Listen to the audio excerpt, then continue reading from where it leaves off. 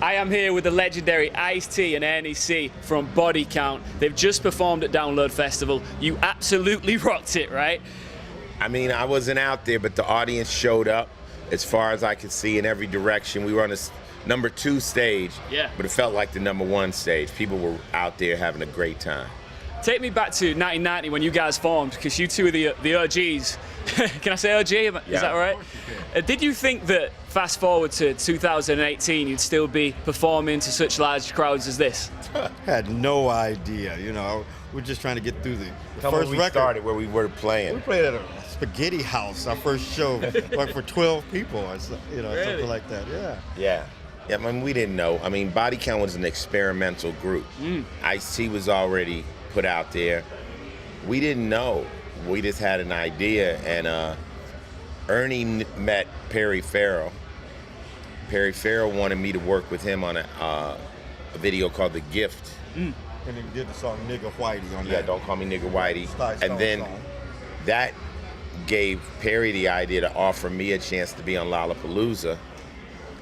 Was Perry aware of Body Count? He was aware of you.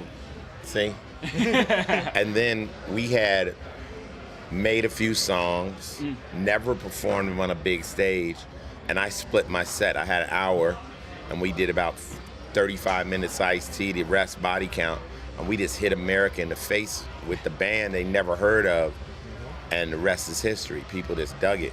It really is, and the thing is, I know that you describe the style and how you know your influences and all of that on the Bloodlust album. But take me back to, because it was quite an outrageous thing to do, I imagine, at the time. And you know, you were already super successful in your hip-hop career. I mean, you know, I've been in Europe, and I noticed that the kids would mosh off of Public Enemy.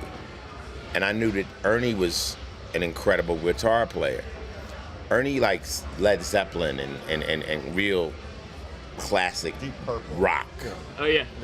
I was the one that said, let's go up-tempo, let's go thrash, let's go down this lane of Anthrax and stuff like that.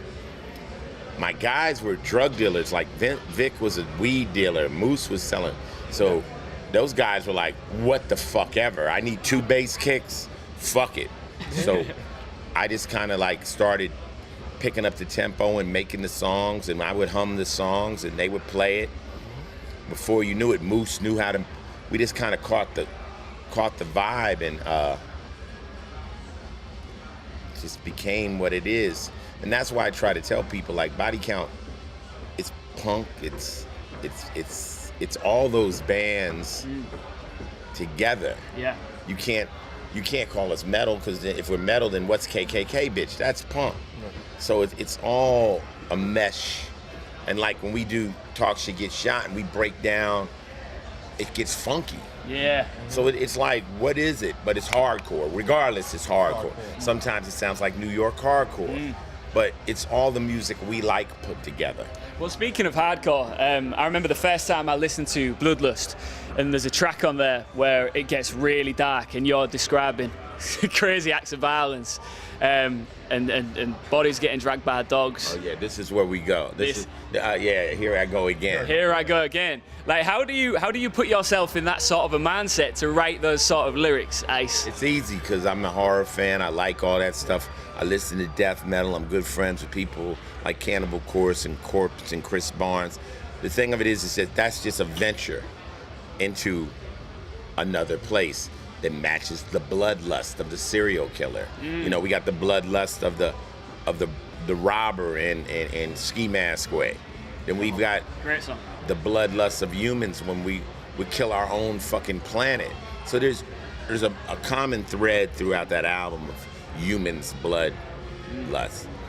Ernie, does it freak you out when you hear the lyrics for the first time that Ice has written? No, not at all. I've been knowing Ice for 40 years, so it's nothing surprising, you know? Not at all. It's just good to be able to do songs like that and not lose the audience. Like, the audience accepts.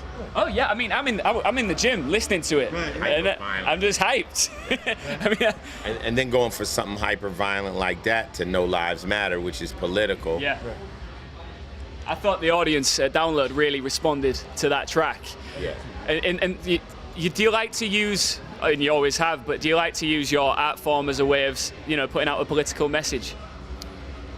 I think anyone who has access to that many people that doesn't try to help, they're just not taking advantage of what they have.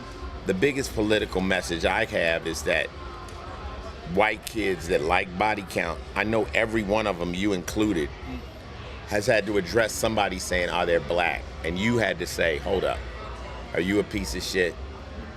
The band is good. Yeah. So I know that there's a lot of behind the scenes fan work that's making them grow as people and us grow together. Nothing brings people together like music. You might not think you like somebody, and you say, oh wow, you got on a Black Sabbath t-shirt I fucking like, and we just become connected. So, of course, but it can't be only about that. It has to be about a lot of things. The main thing is we gotta have fun. You definitely do that, right? We're having fun. The politics fall in. And the thing about me is I raise opinions, not agendas. I say racism is out there. Motherfuckers will rob you if you floss on the internet, ski mask way. There's serial killers out there. Be careful. I don't say, do this. I have no agenda. My agenda isn't I'm just gonna let you know and hopefully open your mind to the conversation. Sweet. Are we gonna see another Body Count album? Yeah. Yeah.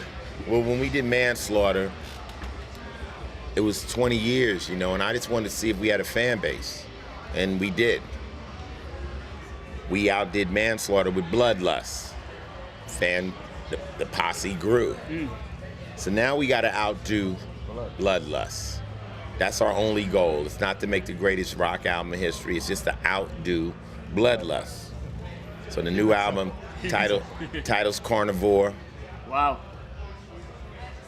Only because people are getting so soft.